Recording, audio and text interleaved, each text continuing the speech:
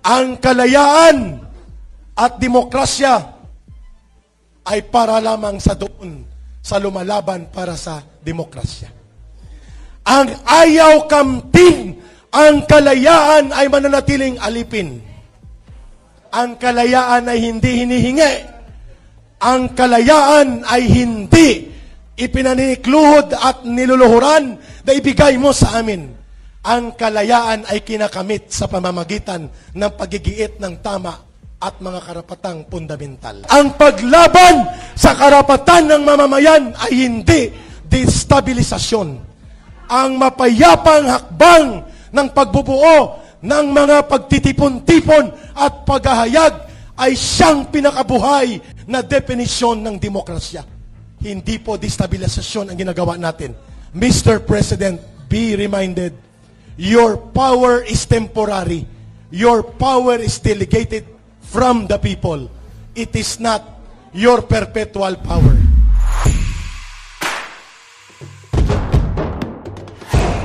Ang pagdaustos ng kabuhayan ng mamamayang Pilipino ay nakaangkla sa marumi na laro ng politika na ito.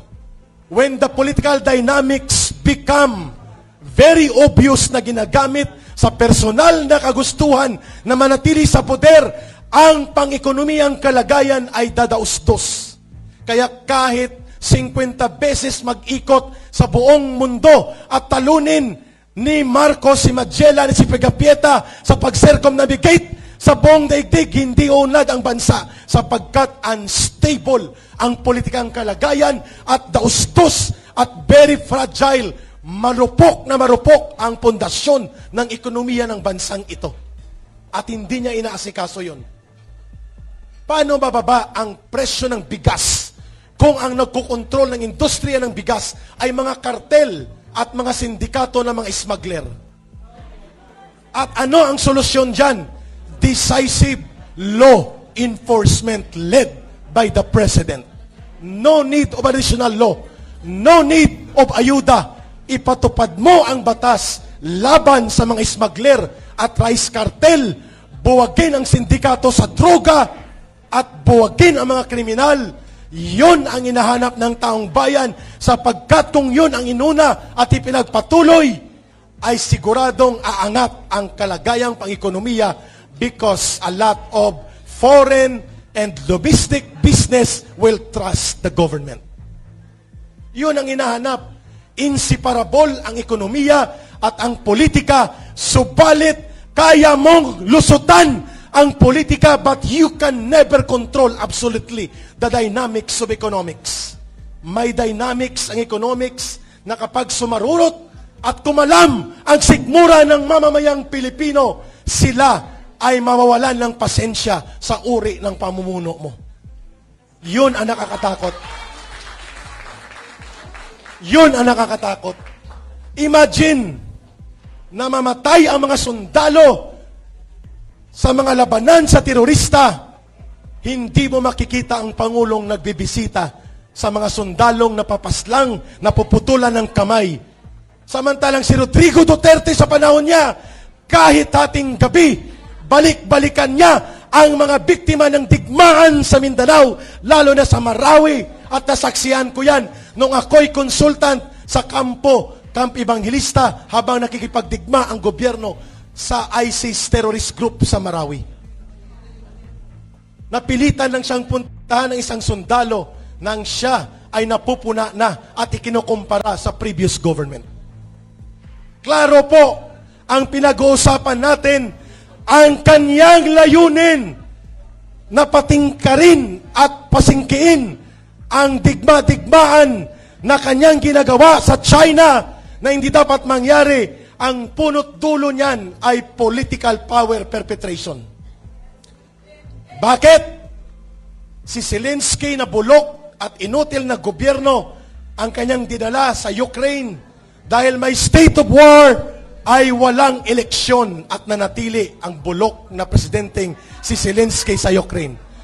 Ayaw natin na ikapital sa digmaang walang saysay, hindi makatarungang digmaan ang mamamayang Pilipino, lamang bigyang matuwid ang posibilidad ng state of emergency towards declaration of open martial law. Yun ang dahilan na hindi tayo kikilis doon sa dulo na wala ng panahon at ubos na tayo. Nag-uusap kami ni Peter Mutok, ano ang gagawin natin ka Eric sa mga organizer ng Marcos alis dyan kapag nagdeklara ng state of emergency o possibility of martial law due to possible state of war na idideklara nila at gagamitin na gimmick sa China. Eh sabi ko di mag-underground. Ano pa ang gagawin namin? Di mag-underground muli at lalaban. Pero kung pwede pa namang hindi mag-underground at pwede namang siya ang umalis at hindi tayo ang magtago, bakit hindi? Malinaw po, mga kababayan, kung bakit nandirito tayo, sapagkat gusto natin ang pagbabago. Ang kagustuhan sa mapayapang pagbabago at direktang pagkilos ng mamamayan ay hindi destabilisasyon. Yan ay tinatawag na demokrasya. Ang pagpapahayag, kagaya ng pagtitipon natin na sinasabi nila Kamintong, Kaado at marami pa, sabi nila Yusek Ranke. At yun ang mensahe ni Tatay Digong.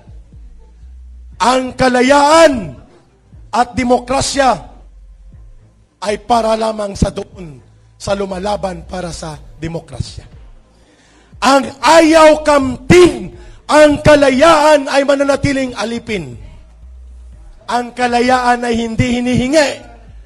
Ang kalayaan ay hindi ipinanikluhod at niluluhuran na ibigay mo sa amin. Ang kalayaan ay kinakamit sa pamamagitan ng pagigiit ng tama at mga karapatang fundamental. Ipinaglalaban. At ang paglaban sa karapatan ng mamamayan ay hindi destabilisasyon. Ang mapayapang hakbang ng pagbubuo ng mga pagtitipon-tipon at paghahayag ay siyang pinakabuhay na definisyon ng demokrasya. Hindi po destabilisasyon ang ginagawa natin. Mr. President, be reminded, your power is temporary. Your power is delegated from the people. It is not your perpetual power.